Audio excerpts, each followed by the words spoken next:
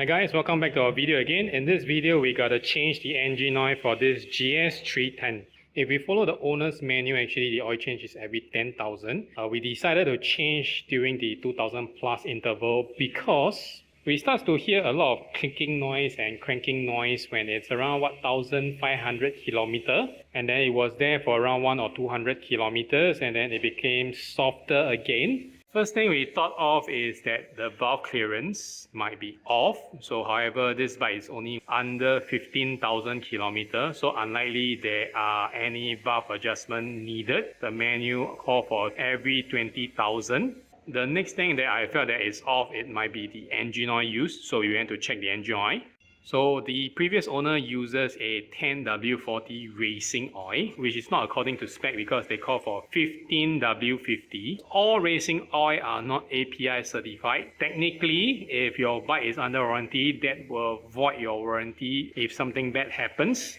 So right now we got to change the oil. We didn't manage to get the 1550. We got a 1050. So hopefully it will work fine. Okay, so first off we need to remove the 4 bolt underneath the skid plate and then take the skid plate out. The original skid plate is actually plastic, so it's quite easy to take it out. So after we took out the skid plate, next what we got to do is to warm up the engine a little bit. As you can hear, this ticking noise is pretty loud, so you can hear it.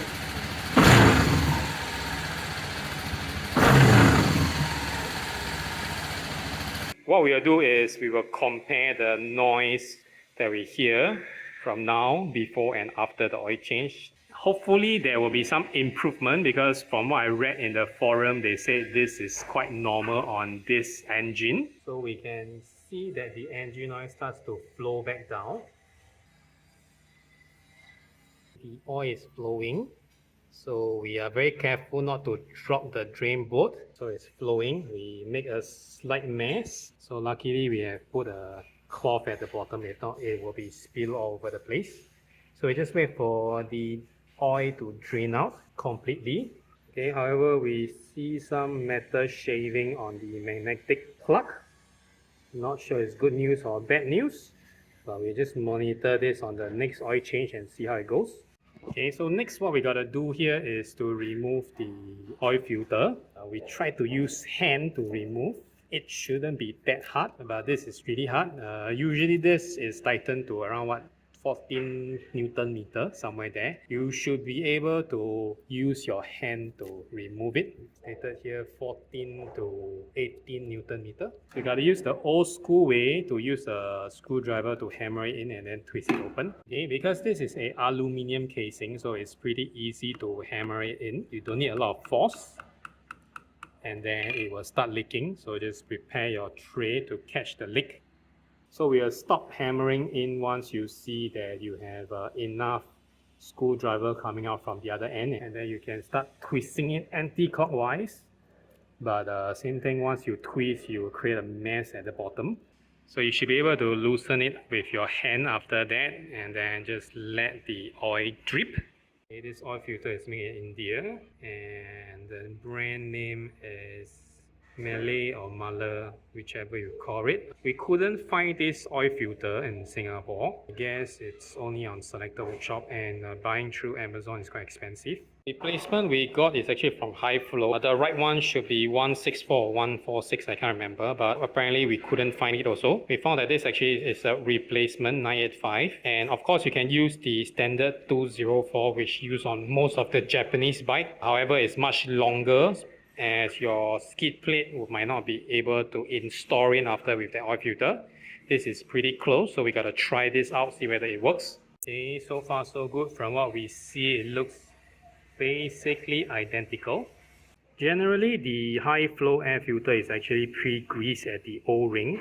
So what we gotta do here is pre-fill a little bit of the engine oil into the oil filter. So later on, we don't need to top up that much. So we want the paper filter inside to have some oil being soaked up before we install in. As you can see, the yellow paper inside. So we just let the oil seep in.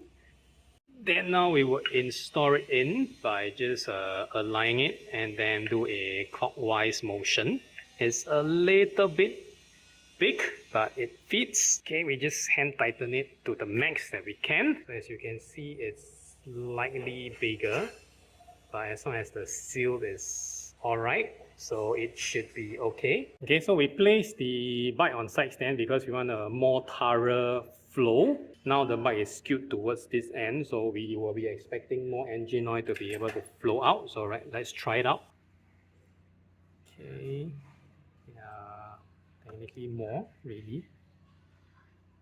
So after the endless dripping, so now we got to tighten this bolt. Now we are good to go to fill in the oil. Okay, so because we don't have a funnel, so we do it very slowly in order not to spill it. So we pour in about 1.5 liter in, and then we gotta check the glass window which is on the other side. So the glass window here indicate that it's full. Right now we gotta cap it loosely because in the menu it stated that with an oil filter change it should be 1.65 somewhere there. So we will start the engine and then let the oil cycle. Then we will re-monitor the oil level again. Okay, so we want to check if the oil filter is leaking. So far so good. And then you can see that the oil level actually drops from full to baseline. So now we gotta top it up and then run the engine again. So we fill it up to the top line again with another 100 ml. We gotta let the engine run again and then let it cool down for 1 to 2 minutes and determine what's the final oil level.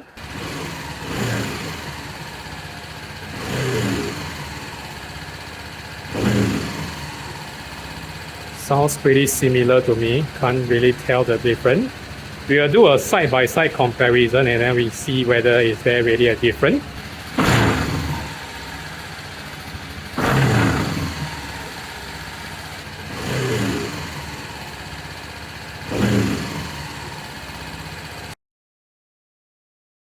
So the last part, we just need to install this skid plate up and we are good to go. Okay, so luckily as expected, with some room to spare, so that's great. We will check out how it will behave with the new 1050. Thank you for watching. See you on the next video. Bye bye.